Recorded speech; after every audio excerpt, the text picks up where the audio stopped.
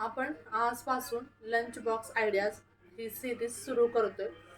शाळा सुरू झालेल्या आहेत. छोटी मुलं असतात, काही मोठी मुलं असतात, पण मुलं ही मुलंच असतात. त्यांना रेग्युलर प्रमाणे भाजी चपाती आवडत नाही. तुम्ही बटाटा भाजी आणि चपाती द्या तर मुलं खाणार नाहीत आणि तोच बटाटा तुम्ही कणकेमध्ये भरून त्याचा छान असा पराठा केला तर ते मुलं खातात. अशाच छान छान आयडियाज आपण घेऊन येणार आहोत. तर नक्की चॅनलला लाईक, शेअर, सबस्क्राईब करा. आणि आज आपण आलूचा पराठा झणझणीत टेस्टी कसा करायचा ते पाहणार आहोत. चला तर मग रेसिपीला सुरुवात करूया.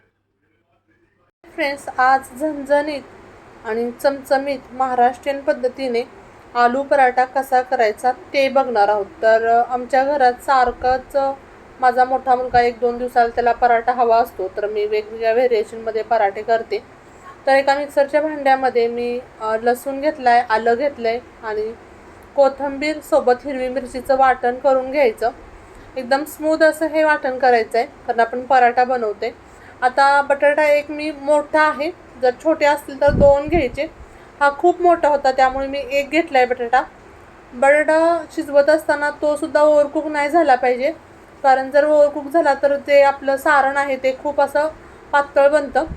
आता आपण बटाटा खिसून घेतला, तुम्ही कुस्करून घेतला तरी चालेल. त्यामध्ये चवीपुरतं मीठ घालायचं, थोडीशी हळद घालायची, अगदी थोडीशी मी जिरं पूड घालते आणि जे वाटण आपण हिरवं बनवलं आहे ते घालायचं. तर यापूर्वीच मी बरेच पराठ्याचे व्हिडिओ अपलोड केलेले आहेत आणि स्पेशल हॉटेल स्टाईल चटपट तसा आलू पराठा कसा करायचा तो सुद्धा व्हिडिओ मी अपलोड केलेला आहे. सो चॅनलवरती जाऊन व्हिजिट करून बघायचं आहे.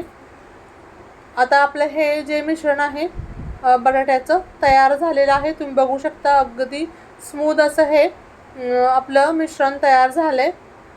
एकसुद्धा त्यामध्ये गुठळी नाही राहिली पाहिजे. सोबतच आता जी कणिक आहे ती आपली रेग्युलरची चपातीची कणिक आहे.